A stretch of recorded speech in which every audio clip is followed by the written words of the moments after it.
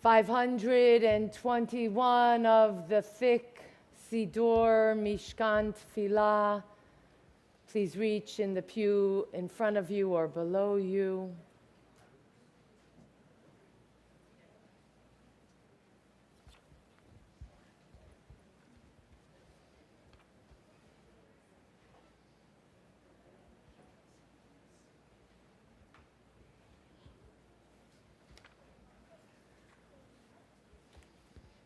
Of the prayer book, Mishkan Tfilah, not the copy of the Torah.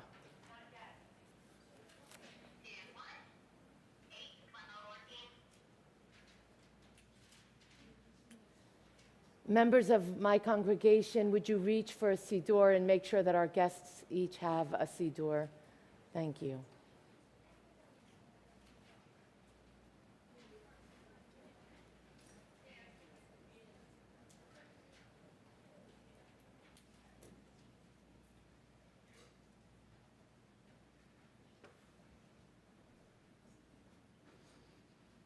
We begin with silence. The silence of death, the silence after destruction. There are times when songs falter, when darkness fills life, when martyrdom becomes a consolation of faith against the unrelieved lack of space about us. There are no words to reach beyond the edge of night,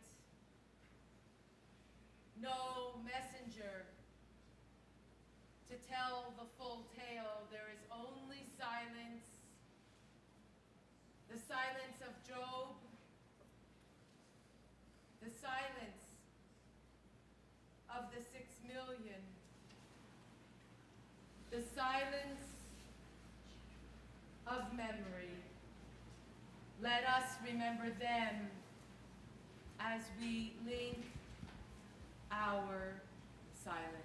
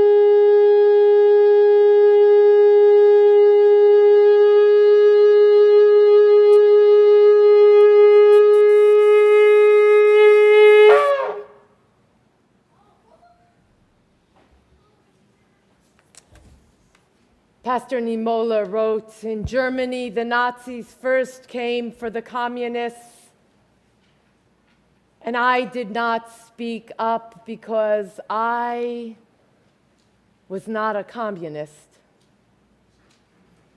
Then they came for the Jews, and I did not speak up because I was not a Jew. Then they came for the trade unionists, and I did not speak up because I was not a trade unionist. Then they came for the Catholics, and I was Protestant, so I did not speak up. Then they came for me.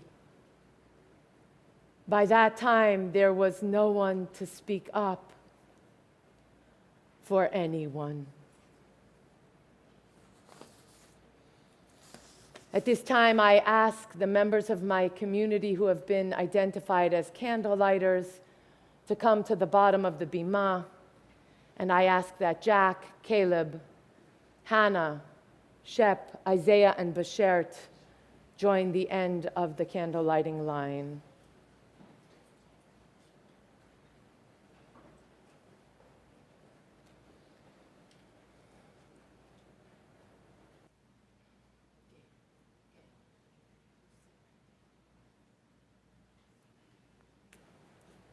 On our menorah of joy, of creation,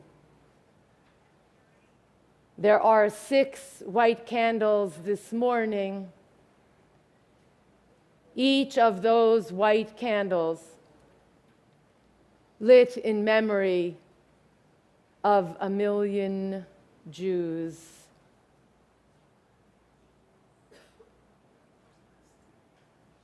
Jeffrey.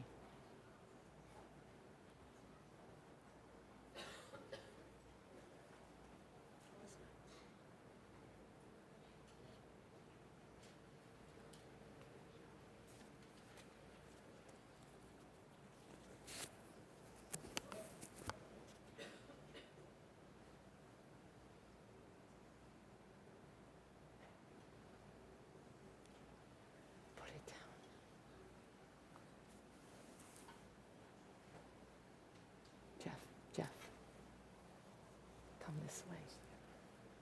Thank you.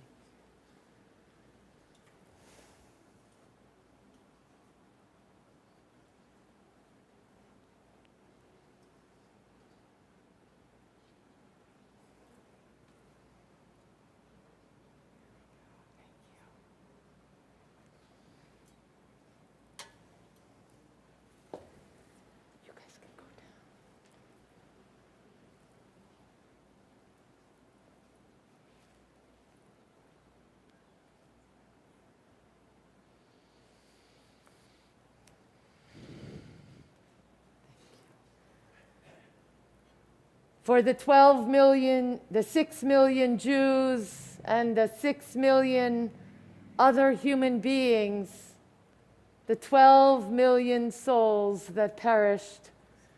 We light these 6 candles. I ask my teenagers to come forward as they light the candle of hope, the candle of the future. Wait till all the kids are up. Come to this side.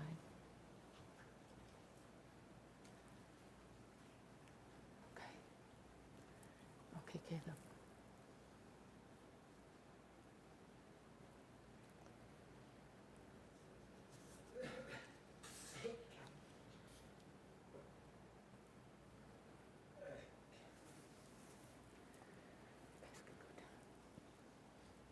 You're all set. Thank you, guys.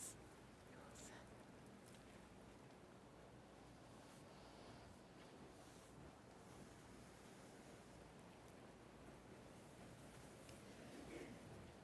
Now Gail Levy lights the memorial candle for the 6 million Jews murdered by the Nazis and their collaborators, for all of those 6 million and the souls of the 6 million disabled people, Romani people, Freemasons, LGBTQ individuals, people of color, all the victimized individuals who the Nazis deemed not fit for life.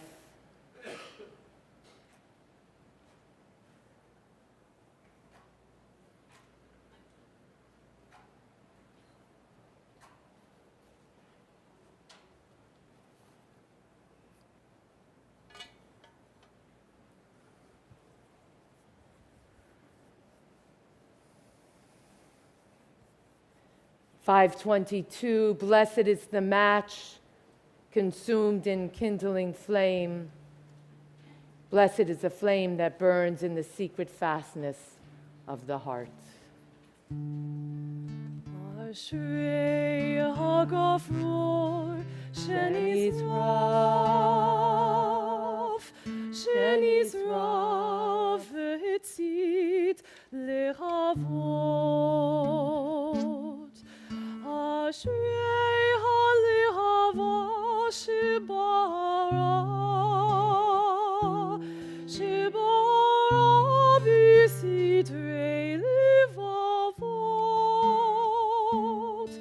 Ashrei halevavot sheyadu, sheyadu, sheyadu legadol bechavod. Ashrei hagafur shenizrav, shenizrav v'hitzit lehavot. Blessed is the match consumed in a kindling flame. Blessed is the flame that softly burns in the heart's secret place. Blessed the hearts that like flickering lights knew to flutter and die without shame. Blessed is the match consumed in a kindling flame.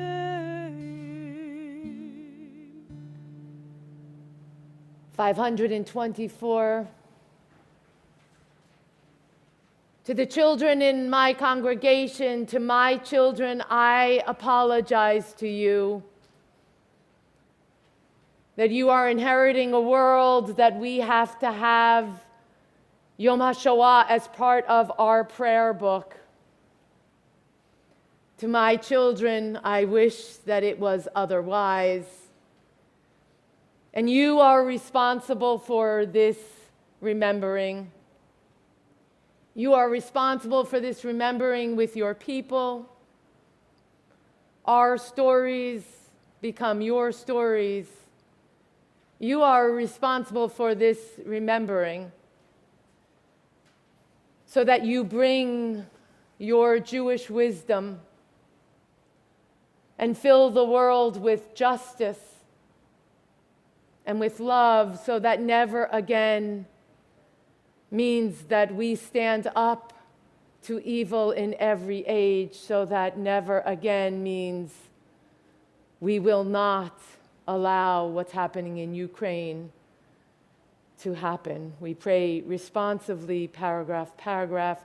You who live secure in your warm houses, who return at evening to find hot food and friendly faces, consider whether this is a man who labors in the mud, who knows no peace, who fights for a crust of bread, who dies at a yes or a no. Consider whether this is a woman without hair or name, with no more strength to remember, eyes empty and womb cold as a frog in winter. Consider that this has been, I commend these words to you, engrave them on your hearts when you are in your house, when you walk on your way, when you go to bed, when you rise. Repeat them to your children, or may your house crumble, disease render you powerless, your offspring avert their faces from me. I ask Ethan Kiesler to join me on the bima as he represents my confirmation class.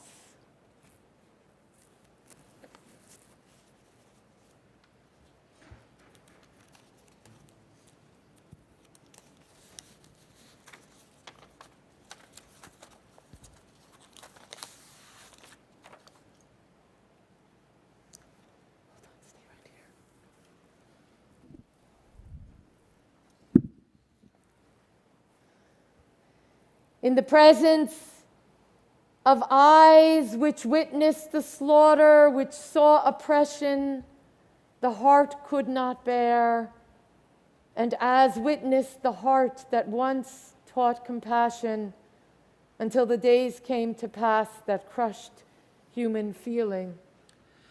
I have taken an oath to remember it all, to remember, not once to forget.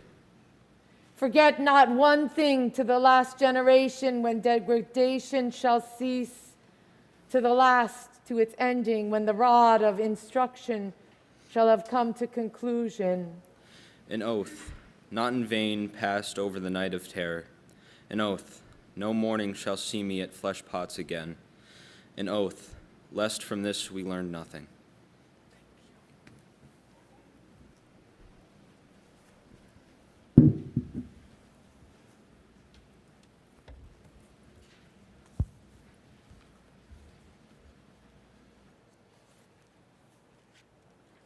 I ask that Ilana Berger make her way to the bima.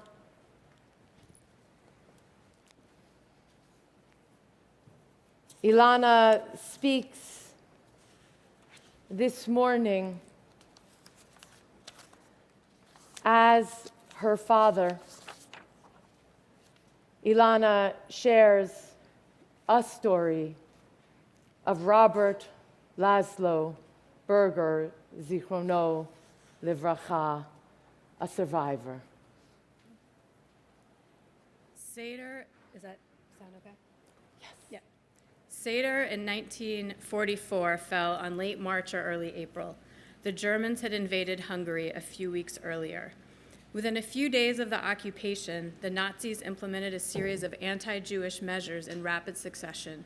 Jews were fired from government jobs, Jewish businesses were confiscated or closed, Jews were not allowed to work for Gentiles, curfews were imposed, and the Jewish population was confined to their houses all night and for most of the day except for a couple hours. All Jews, children and adults, were required to wear a fist-sized bright yellow Star of David over the left chest. The ordinances were strict. Even the slightest violation of anti-Jewish law was dealt with harshly. The future of Hungarian Jews looked bleak. on that Seder night in 1944, but we were determined to celebrate the exodus from Egypt with dignity and escape the deepening darkness, if only for a few hours. Many of the traditional Seder foods and Passover symbols were not available. We didn't have the freedom or the food to invite guests we used to in previous years to celebrate with us. Only the four of us, my parents, my brother, and I, were going to be at the Seder. Nonetheless, the house was thoroughly cleaned and looked impeccable.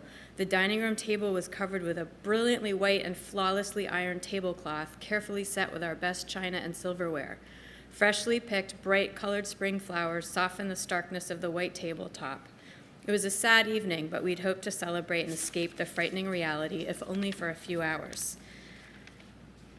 Just before sundown, Mother lit the holiday candles and said a prayer over the flames. She held her hand against her face and cried. Father, brother, and I put on our holiday clothes and went to a makeshift Passover service in a neighbor's apartment, as the temples had been closed by the Nazis. After the service, we went home. After 10 or 15 minutes of the ceremony, my turn came to ask the 4 questions. After I finished, my father began to read answers from the Haggadah, but departed from the text and commented on the similarities between slavery in Egypt and our own persecution by the Nazis.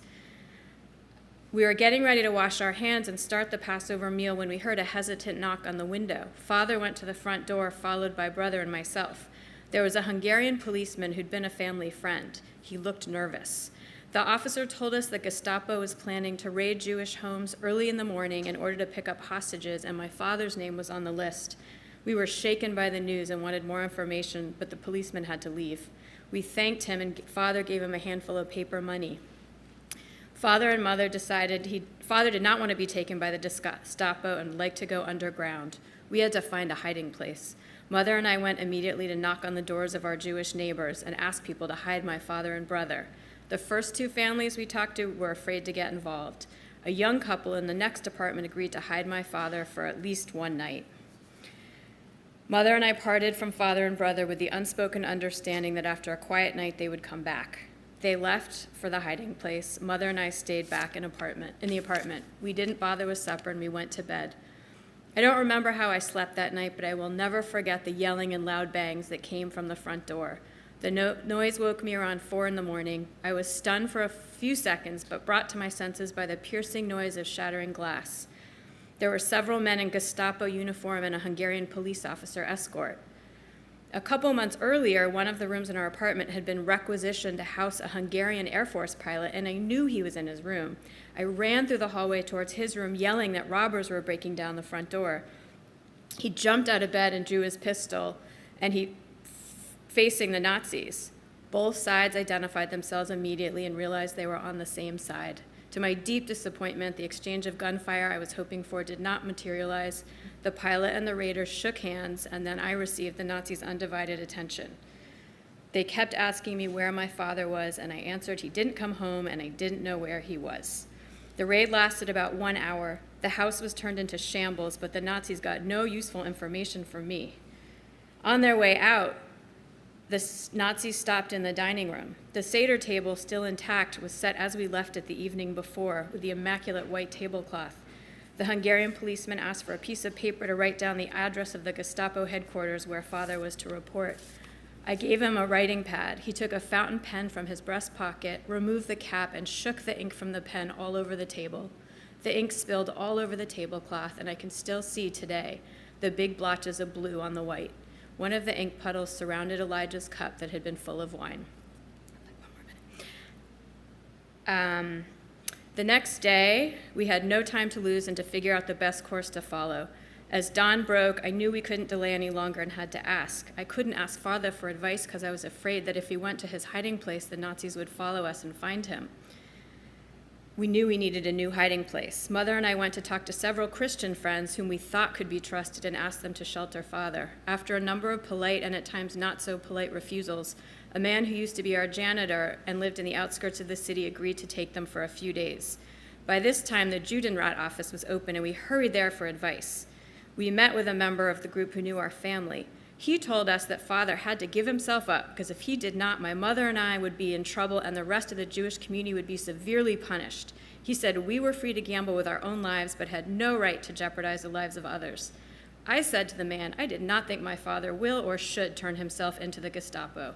The man became annoyed and told me on no uncertain terms that I was a disrespectful and an arrogant boy and had no business mixing into the affairs of adults.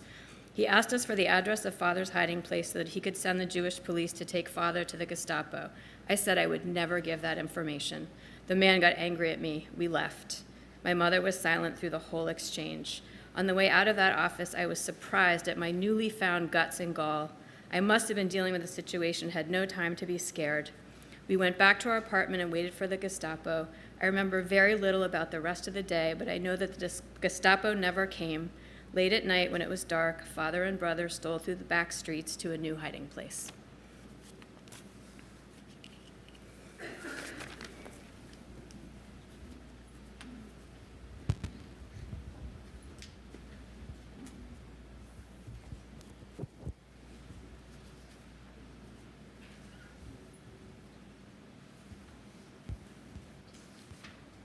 Page 531.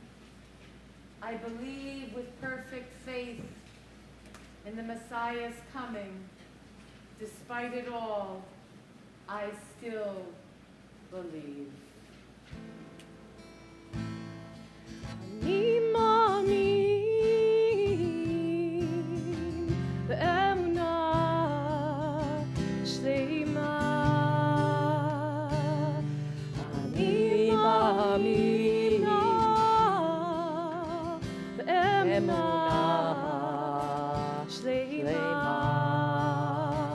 I believe in the sun, even when it's not shining. I believe in love, even when no one's there.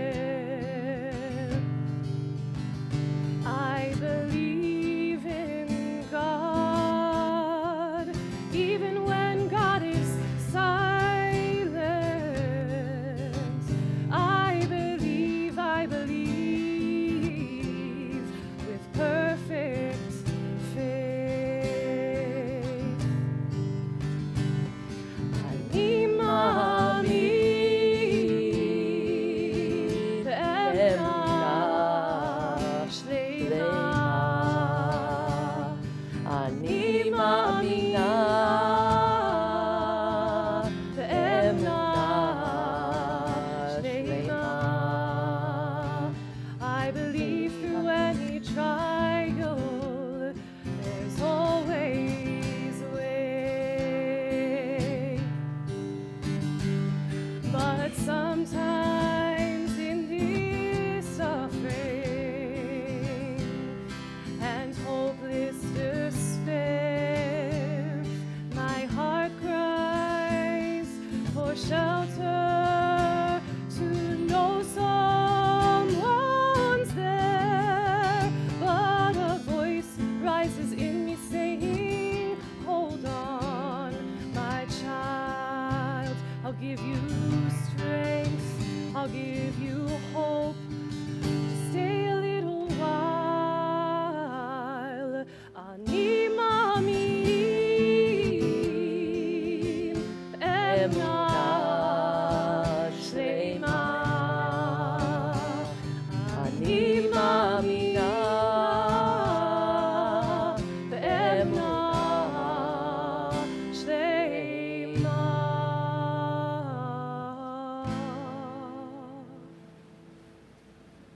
Our Mark Grunblatt speaks as his father, Dr. Jacques Grunblatt, Zichrono Livracha, a survivor.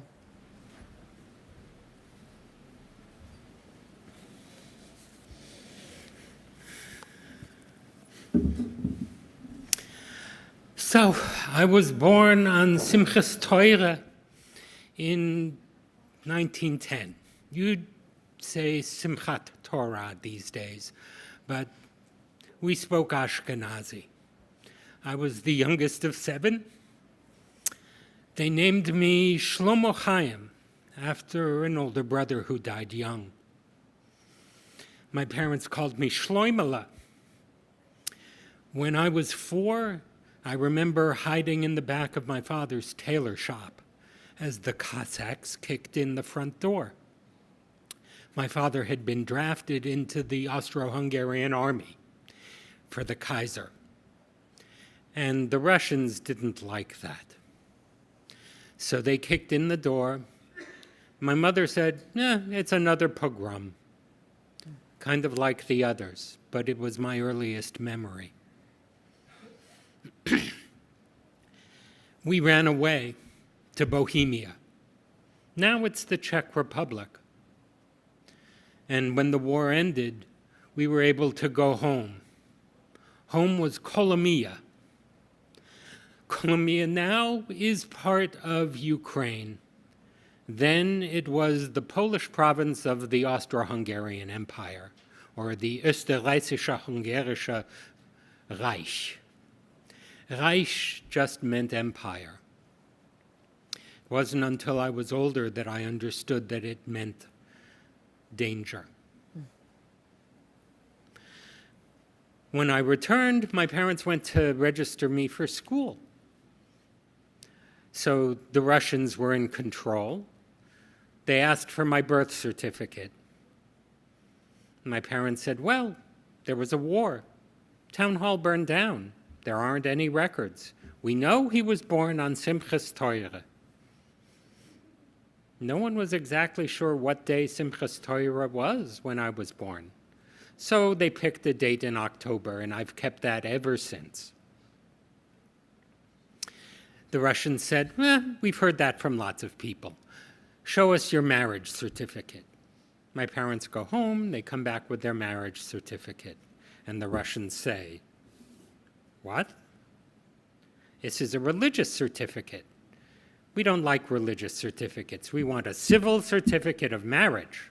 And my parents say, civil certificate of marriage? We've been married for 26 years. This is the 7th child. What do you mean, civil certificate of marriage? And so I had to have my name changed.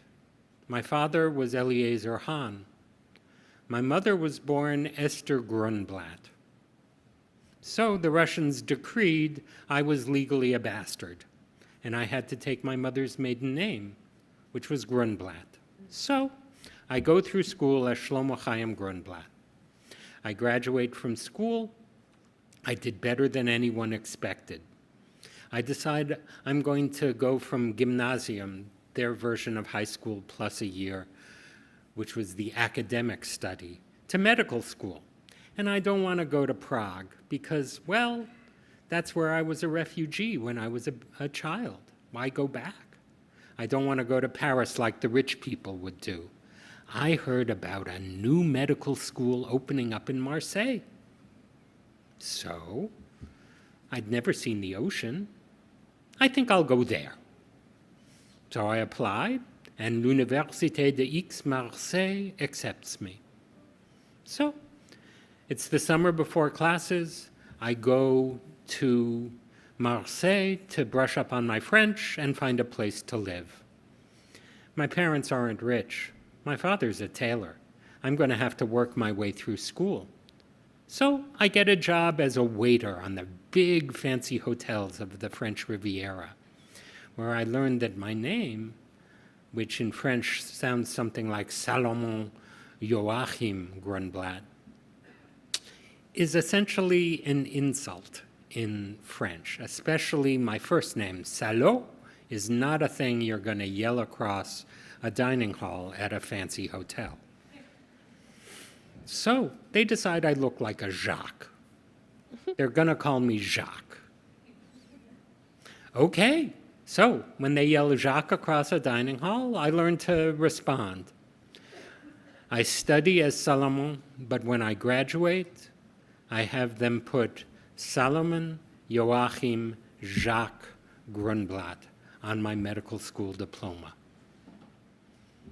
And with this, my most important document, I head off to be a premature anti-fascist in Spain. Not many people remember the Spanish Civil War anymore. But the Waiters Union sponsored me to go as a medical officer to the international brigades, of the Spanish Civil War. And I went. I served on the front in Teruel. I served in Barajas. I served in the defense of Madrid, patching soldiers back together. I'm not going to give you the details. They're ugly. In the end, in Barcelona, La Pasionaria, Dolores Iraputura, released us to go back to our countries. We'd lost the war. So I walk through the Pyrenees. At the French border, I proudly show them my residency papers from my studies in Marseille. They tell me, you're a Spanish refugee. They rip up the papers and put me in an internment camp in the south of France. Lucky for me, I become the camp doctor. Every time an inmate gets sick and I can't handle it, I take them to the hospital in Perpignan. One of my visits to Perpignan, the emergency room doctor recognizes me from medical school, asks me what I'm doing here. I explain. Other of my classmates were serving in the hospital in Perpignan. So they cook up a plan. One day I come in as the doctor from the camp and leave as a patient in an ambulance back to Marseille. This is how I escape the internment camp. Once I'm back in Marseille, I walk into the gendarmerie, explain, I lost my papers. They give me new papers. This allows me to retain residency in France. During this time, I am writing to my family. They call me Schleumele. Then I stop hearing. I don't know what happened. But I hear news. Sadly, the choices are, this is a picture of me as, I'd say, about 7 years old. Everyone else in this picture, either they were marched to the woods at the edge of Colombia and shot, or they were shipped to a death camp in Belzec in the south of Poland. I'll never know, and I've never been able to find out. I always hoped that my father, who was sick, died before any of this happened, but I'll never know for sure. I served briefly in the Polish Army in France, another forgotten organization. We register at the Chinese embassy in Marseille, who is representing Poland, which is now occupied entirely by the Germans and the Nazi government. I fight briefly in the north of France. As the Germans invade, I run to the west. In Brittany, in Brest, I try to get a boat across the English Channel. I get bumped by a bunch of British diplomats fleeing Paris. I decide if I'm going to die, I might as well die in familiar surroundings. So I take the train south. I wake up in the train station in Toulouse to hear that France has been partitioned into occupied and Vichy or Free France. So I go back to Marseille. At least I know people there. At least I know my way around. I get a job briefly in a hospital, so I'm able to support myself. Then one day a gendarme stops me on the street and asks me my religion. I think for a minute and I say, me? I'm an agnostic. And the gendarme says, so, what were you before you were an agnostic? And when I say Jew, they take me to the city hall and they stamp Juif in my residency papers. And I realize it's time to get out of France. So I take a boat to Algeria and a train to Casablanca in Morocco. And I get stuck in Casablanca. Now, those of you who are closer to my age, you know the movie. It was true. People would do anything for papers. I was lucky. I had two brothers who are not in this picture. They left Colombia when I was a baby. They were already in New York City. They tried to get me into America, but they couldn't. The door was shut for immigration. I registered myself at the American Embassy and was number, let's say, 847. They were presently on number 36. They did 3 visas a day. You do the math. Not going to happen. But I was lucky. I still had my papers from the Spanish Civil War. The president of Mexico at the time, Lázaro Cárdenas, had been a strong supporter of the Spanish Republicans. So, me, Shlomo Chaim, a Polish Jew, I get a visa from Morocco to Mexico as a Spanish refugee. The paperwork calls me Don Jacques Grunblatt. This is enough. My brothers in New York are able to book passage on a Portuguese freighter, the Serpa Pinta, from Morocco to Veracruz, Mexico. I'm welcomed in Mexico, and because I speak Spanish, they put me to work as a doctor right away. First in the slums of Veracruz, later in a mining camp in Guerrero, then eventually with a practice in Mexico City that specialized in Mexican generals and rich American tourists. And with this, I'm able to live in Mexico. Finally, the war ends. My brothers are able to bring me to New York.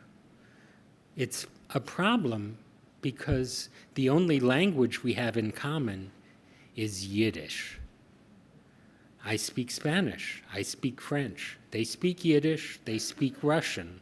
They speak a little German, but mostly we speak Yiddish, which none of us have used for years. So, it's important that I learn English right away. I do. I register for the boards to become a doctor in New York. I have to be a resident and intern in a hospital. I do it. There I take out a young woman's appendix. As I said, when I married her, I knew her inside and out. And so a new life began. I was able to pass the boards. Hilda and I moved to a tiny, tiny town in the Adirondack Mountains. They remind me of the Carpathians just south of Kolomia. And I can be a doctor. You know, I came to the US at the height of the McCarthy era to be part of the Spanish Republicans is to be equivalent to a communist. So I figure someplace small, out of the way, they need a doctor. No one is going to ask too many questions. We raised 3 children, and eventually Franco dies. At least I won that war. And then in Mexico, I have my 5th heart attack and die.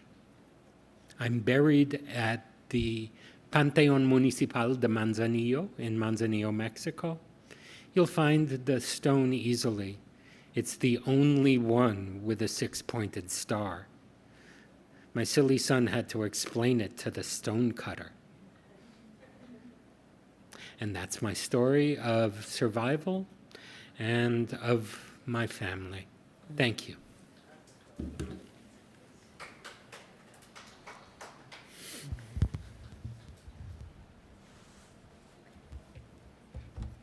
$531.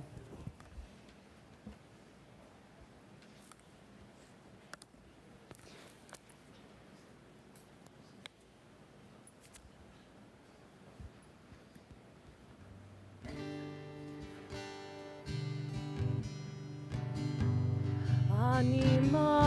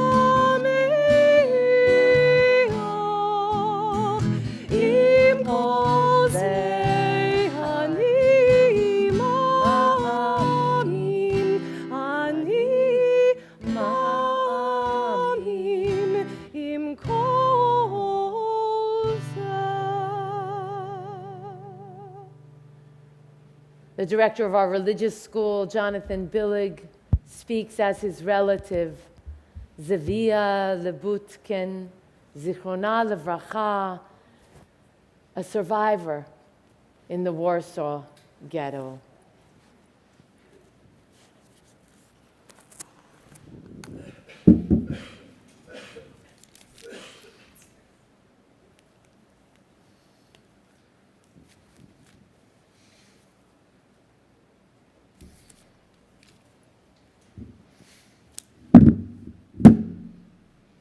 Hello, everyone. Some of you know me as Menahel Yonatan, but today I am going to be Zivia Lubetkin, my relative who has an incredible story, and that is why I'm also wearing the wig and have shaved, because she was female. And now I will be, as best I can, Zivia for the next 4.5 minutes. So, I was born in 1914 in Belen, Poland, which is about 30 miles west of Lodz, about 75 miles west of Warsaw. I was raised in a well-to-do family and went to a state school, so I spoke German and Polish. And I was involved in Zionist youth movements, trying to raise the pride and the organization of the Jewish people, because we knew it might not be good to stay in Europe. I went to the Zionist conference in 1939, and around 1938, there was this despicable individual coming to power in Germany. We knew of him from before that. His name was Hitler. You may have heard of him. And we decided we were going to organize support for our people. We started with mutual aid networks. We did not start with fighting. We found places for Jewish children to get out of the city and work on a farm over the summers. And even once the Warsaw Ghetto started, we did that.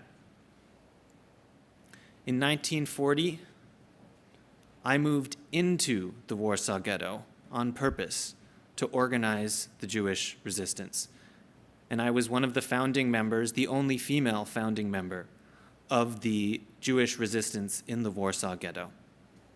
I was in charge of coordination with the outside and played a key role in unifying the factions because, after all, we were Jews. Even faced with the Nazi threat, we had trouble getting along. And so, it was my diplomatic skills that were essential because the men were good at arguing. And I, as a woman, was famed for my ability to get people to cooperate to face the greater enemy. I was involved in the first active resistance with weaponry against the Nazis in January of 1942. We waited for them when they came to round us up. And because there are children around, I won't tell you how much of a surprise they got. But you can research it if you'd like. In April, that was the Warsaw Ghetto uprising that we have all heard about. I was pivotal in that role, and to our surprise, we survived. Us young, mostly Zionist, some communist, some mix, resistance fighters, we didn't make space for ourselves in the bunkers. We didn't have provisions for ourselves because we didn't expect to make it. But some of us did. I was in charge of organizing the escape through the sewers. So literally through the sewers of Warsaw, we escaped. 35 of us survived. And then I went back into Warsaw and fought in the general Warsaw uprising. That ended pretty sadly. The Germans pretty much leveled the town.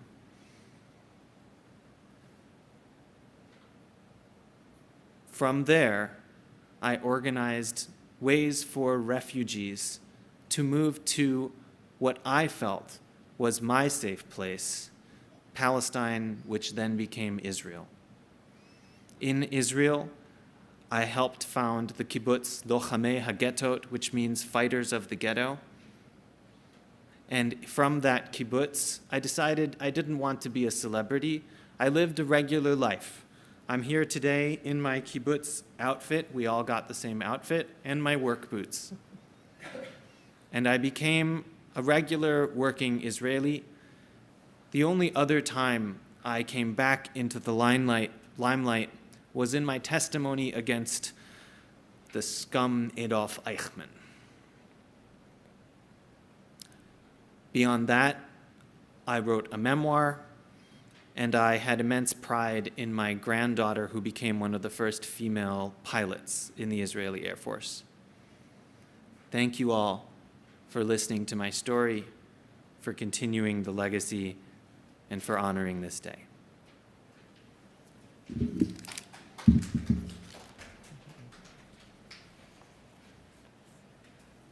I believe with perfect faith that repair and healing is possible in this world.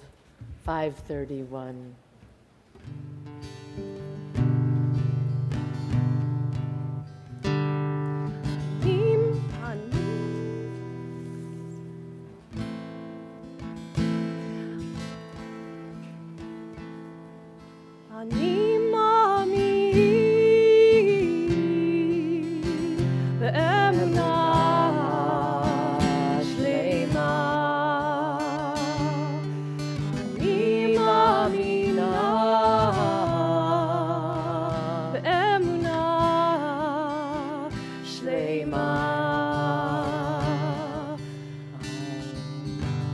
I believe through any trial, there's always a way.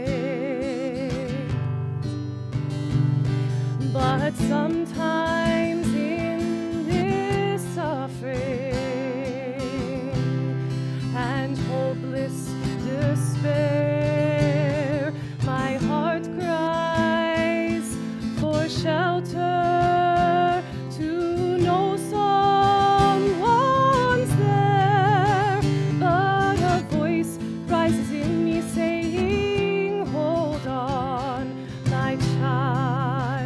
I'll give you strength, I'll give you hope.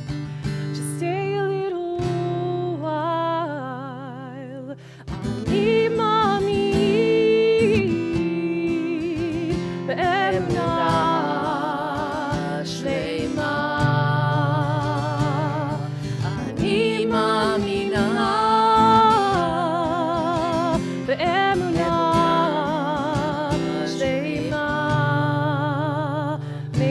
Someday be sunshine, may there someday be happiness, may there someday be love, may there someday be peace.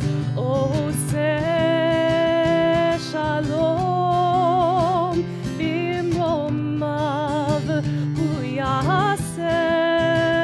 Shalom Aleinu ve'al kol Yisrael ve'al kol bnei Adam v'imru Amen. Some of you may have read my books.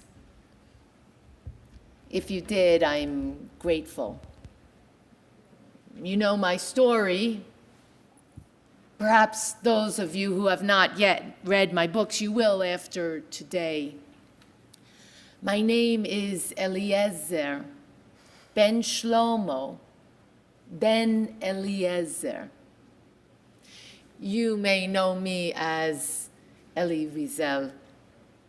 I was born in a tiny village called Siget. In 1928, a town in Transylvania. Siget became part of Romania following World War II, World War I, and part of Hungary leading up to World War II. Siget, the place of my childhood, will always remain for me as a place of safety and joy. As a child, I was happiest at home. I was a homebody. I felt safe with my family, especially with my mother. I was the third of my parents' 4 children. My 2 older sisters, Hilda and Bee, and then me, and our sweet baby sister, Sipora. My childhood was my beautiful mother. I was so deeply connected to my mother. I would do anything to please her and my paternal grandmother, Grandma Nissel. Grandma Nissel had a special warm spot for me as I was named after her husband, Eliezer, Zichrono Livracha. She often told me, and I tell you, remember, little ones, remember the name you bear. Remember who you are. I think of my father, Reb Shlomo Wiesel, the person I admired and loved most in this world. My father was known for his intelligence and his kindness. He had time for everyone, rich or poor, friend or stranger, immigrant or refugee. He listened with a patience and an open-heartedness that is rare in this world. He worked tirelessly all day long in his store, and at night he volunteered to protect the vulnerable. Our village was a shtetl. Not all shtetls are bad. This was for us a sanctuary. It had been a sanctuary for Jews since 1640 when refugees began arriving from the Ukraine, fleeing from pogroms and persecution then in the Ukraine. The truth is that during the week, I rarely saw my father. As I told you, he owned a grocery store, and as I told you, at night, he worked to protect individuals that were vulnerable. He was one of the people who made our community a safe haven for those who were fleeing and needed a place to be, but not on Shabbat. On the Sabbath, that was always such a special time for me.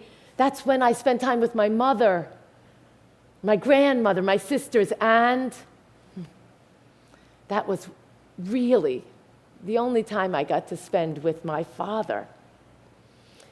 My childhood wasn't perfect. Don't think that it was. I was a complicated kid. I sometimes got in trouble. Our village wasn't perfect, and I will tell you, we endured anti-Semitic incidents from before I remember. But you know, notwithstanding all of it, I felt good and I felt safe in my village of Siget. I left Siget, as you know, but it refuses to leave me. Perhaps we should have known that it was coming. I remember in 1941, more than 1,000 foreign Jews, unable to document that they were Hungarian citizenship, they were expelled from Hungary and sent to the Polish Galicia.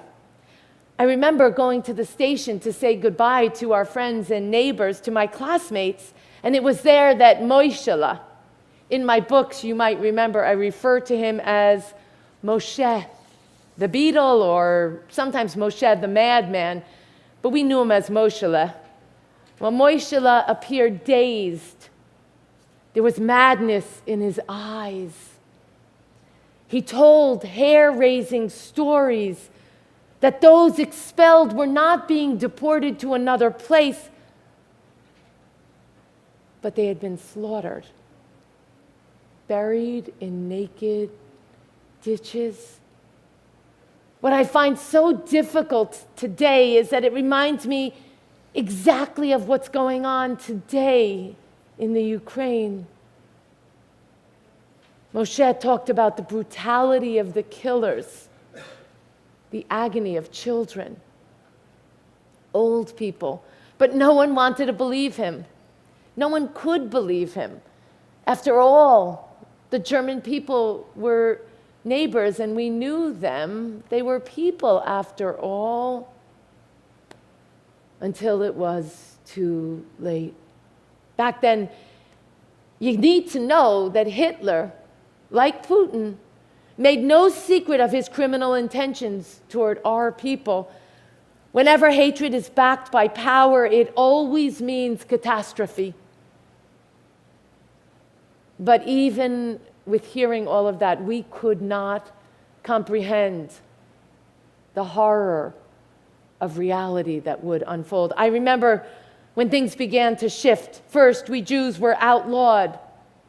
We had a curfew. We had to wear the yellow star. Our businesses, our schools were closed. They were not closed. They were outlawed. It was against the law for us to go to school. And then we were forced into a ghetto. It was the ghetto of Siget, and it was sort of okay. And then the deportations began. As we left Siget, I, like my family, gazed over at our home. Everybody did. We all looked with anguish. That little home that was a palace for me was the place that we had lived our Jewish family life. That was gone forever. The laughter and family moments, the peace of Shabbat, the love, the songs, the holidays, our stories, they were gone. And for a moment, I picture myself below the acacia tree in the yard. I was always with my nose in a book, my hands and my head in the cloud, and my little sister Tzipora was playing with hoops. And she said, "Come, Eliezer, come and play with me." But I didn't feel like it then. And now I know that I should have closed my book and stopped my dreaming. I should have dropped everything to play with my little sister. In May 1944, my family was deported. The horrific experience of being on a cattle car where I couldn't even move, where I couldn't breathe, wall to wall with people. It became the death of my teenage years, of my adolescence. But my mother kept repeating to the family, "We stick together. We stick together." And for a moment, I thought it would be okay. And then we reached our destination. It was Auschwitz. And immediately, my father and I were separated. The men on one side from the women, my mother, my grandmother, my sisters, and my little sister Tzipora. Nothing will ever take my little sister from me. She was 7 years old. I remember my little sister. I remember her hair, gold like the sun. Never will her innocent smile fade from my soul. Never will the sound of her voice leave my heart. Her life was stolen from her before she could live. And me? My childhood was consumed of the flames of the Shoah. I lived for 11 months in hell, the hell of Auschwitz, the hell of Buchenwald. My eyes saw the unthinkable. My soul was crushed by evil, the evil that human beings are capable of. I have to tell you that without my father, I could never have resisted. I could never have survived. He was my support. He was my oxygen, and I was his. My father died on January 29th, 1945. It was just weeks before the camps were liberated in April. I was 16 then when my father died. It was the darkest day of my life. My father died in front of me, right before my eyes. And when he died,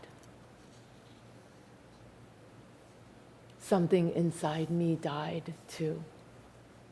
And at that moment, I knew that I would never bring children into this world.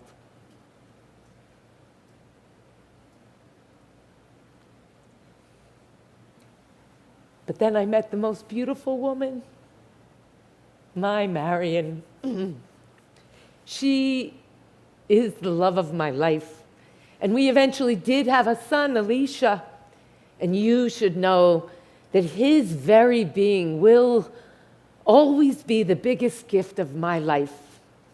I have to tell you just one story before we take out the Holocaust Torah. On December 10th, 1986, at the Nobel Peace Prize ceremony, when I was about to receive the Nobel Peace Prize, the president of the committee was introducing me, and he mentioned my father in his address, and he linked the worst day of my life when my father died, together with this most glorious day of my life as I was about to receive the Nobel Peace Prize. And my son Elisha was there. And suddenly I saw my father and the grandson he never met standing together. And my lips moved, but no sound came out. And tears filled my eyes in front of everybody. The tears that I wasn't able to shed long ago. And I taught my student, your rabbi, Rabbi Yael, I taught her to remember. I told her repeatedly that it is her responsibility to become a witness. That it is your responsibility, my children, to become a witness to the horror of the Shoah, to the images that are forever burned into my eyes and my heart and my memory. And you might ask me, and it would be fair to ask, how can you be a witness to something that you didn't see?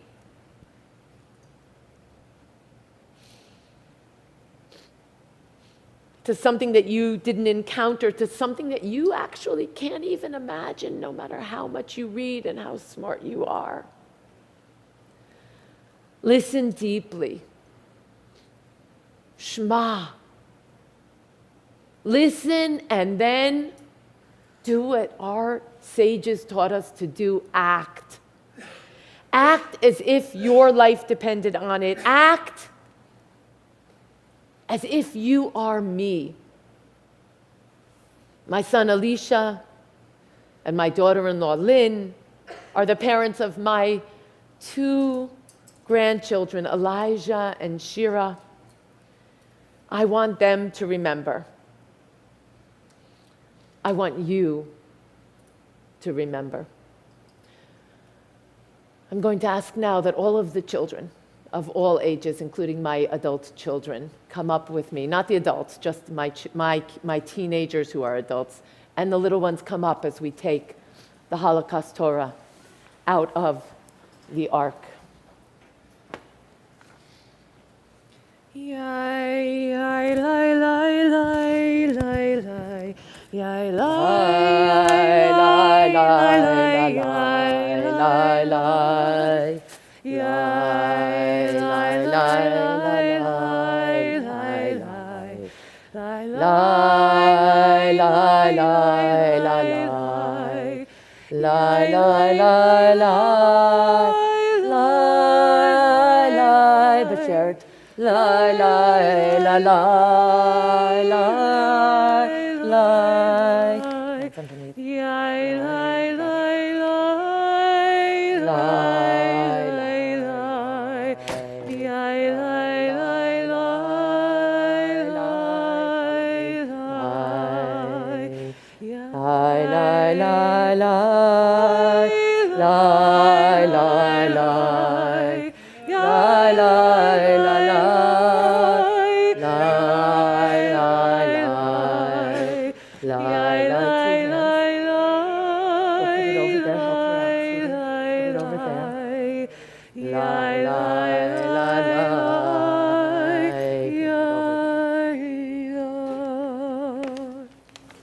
cover off, sweetheart. La la la la la la la la la la la la la la la la la la la la. Come in with me. La, come right with me. La la la la la.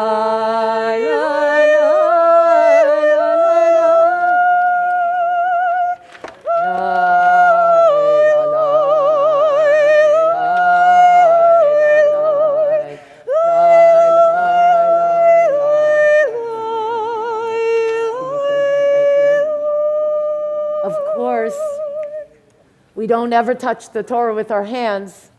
Rabbi will use the yad that she received from her children, as an adult actually. This Torah was thrown by the Nazis into the streets. They were hoping to burn our Torah. They put it in a big bonfire, but somebody grabbed the Torah, we never will know who, and they hid the Torah. And it ended up in England, where it was stored. And it was then adopted by our congregation for us to take care of it, for us to learn from it, for us to read from it. And if you decide when you become a Bar Mitzvah, you can choose to read from this Holocaust Torah. Now, I am going to call everybody up. Come.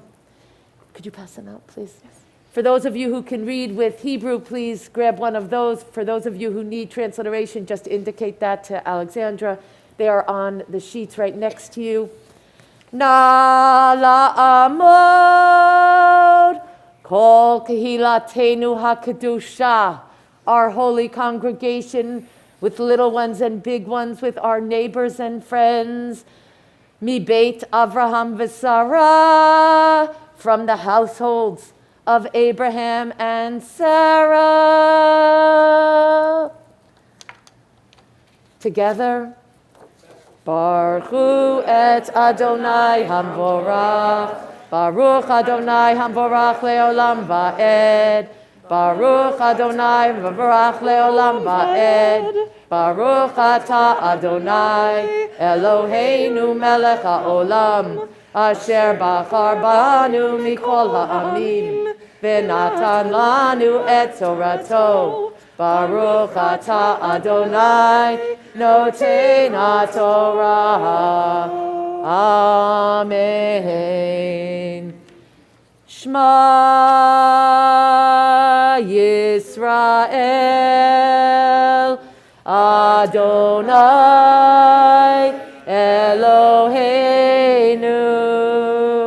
Adonai Echad. Ve'ahavta et Adonai Elohecha b'chol levavcha uv'chol nafshecha uv'chol me'odecha.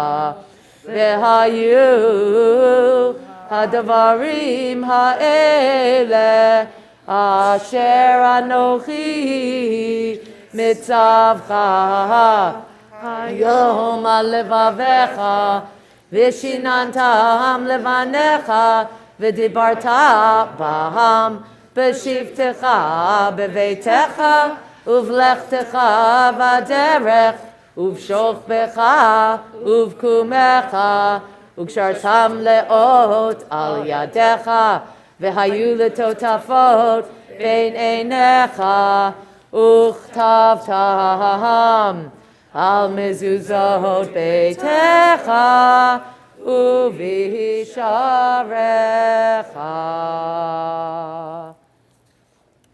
Together on the back of your page. Baruch atah Adonai Eloheinu melech haolam asher natan lanu torat emet v'chayei olam nata b'tochenu. Baruch atah Adonai noten haTorah. Amen. It is our tradition as I raise the Torah that I will turn and you each reach up and point. If you have a talit, you point with your talit. If not, you reach up and you point at the Torah. Ready? וזאת התורה אשר שם משה לפני בני ישראל על פי אדוני ביד משה. תורה, תורה, תורה, תורה, תורה, תורה, תורה, ציווה לנו משה. תורה, תורה, תורה, Torah, Torah, Torah, Torah, ציווה לנו משה. Torah, Torah, Torah, Torah, Torah, ציווה לנו משה. Torah, Torah, Torah, Torah, Torah, ציווה לנו משה. כי מציון תצא תורה ודבר אדוני ירושלים. כי מציון תצא תורה ודבר אדוני ירושלים. כי מציון תצא תורה ודבר אדוני ירושלים. כי מציון תצא תורה ודבר אדוני ירושלים.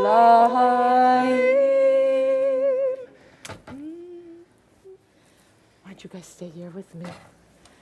If you would find your seats as we close today's ceremony. Guys, stay here with me. Come here.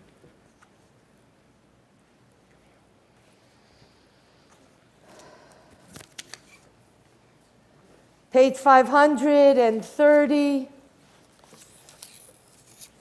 Fully compassionate source on high, to our 6 million brothers and sisters murdered because they were Jews, to the 6 million other human beings who were murdered for being who they were, grant clear and certain rest with you in the lofty heights of the sacred and pure, whose brightness shines like the very glow of heaven.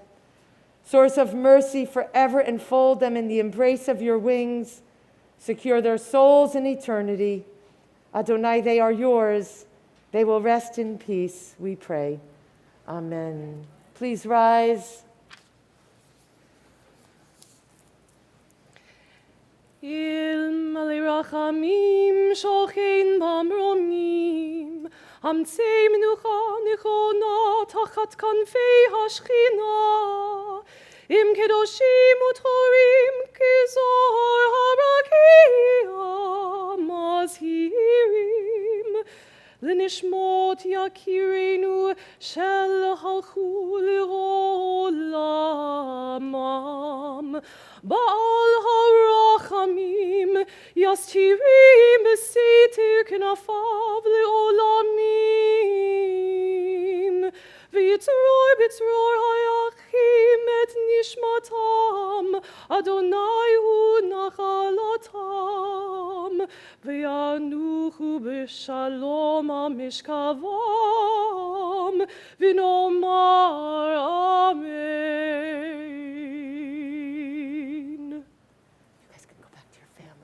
One more prayer and we're done. Okay, good job. Thank you, guys. Gently, gently. Thank you.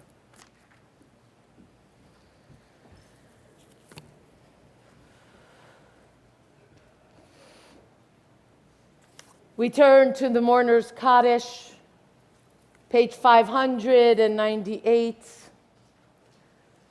I want to express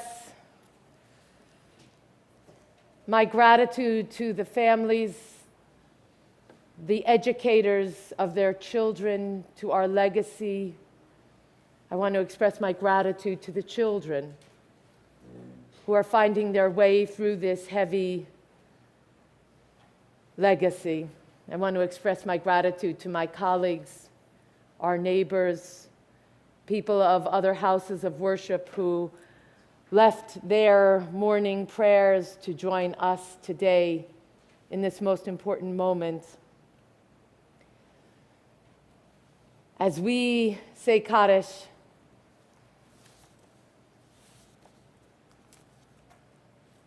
on page 500,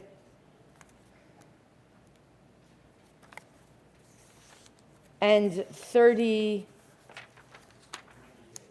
no, I'm sorry. Sorry, Alexandra. I'm sorry, guys, it's a different page. 532. 532, thank you. Thank you for your help, guys. I ask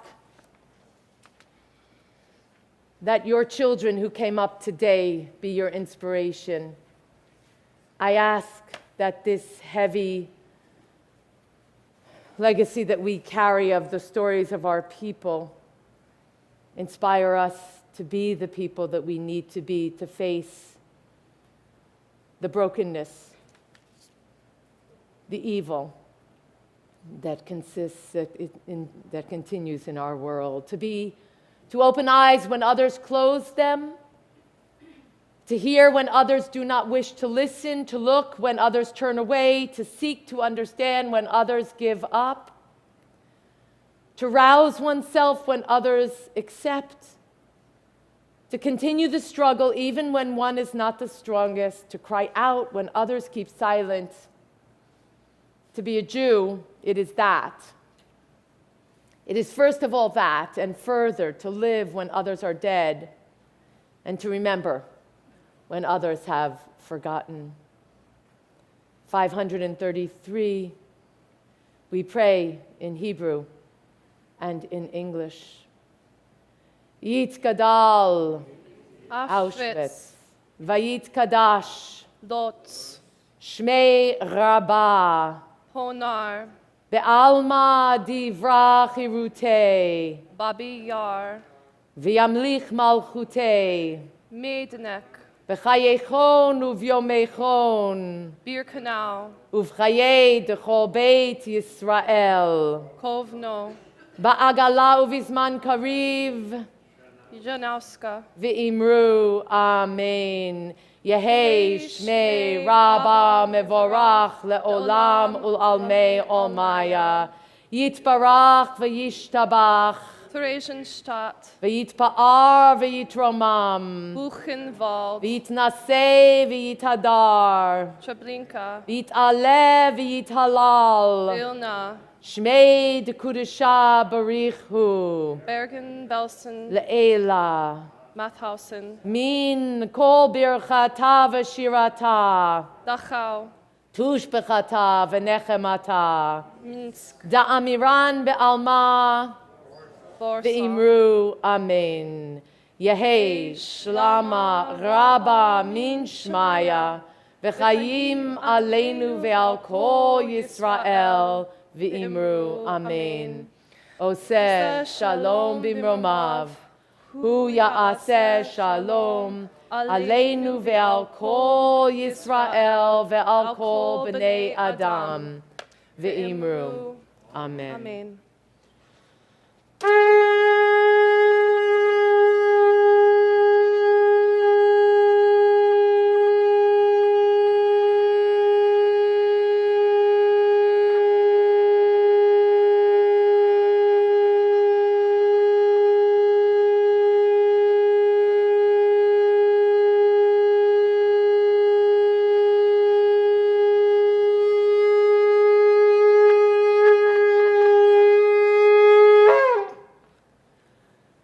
Tomatekis, please exit the sanctuary, balachash with silence as you can hold it.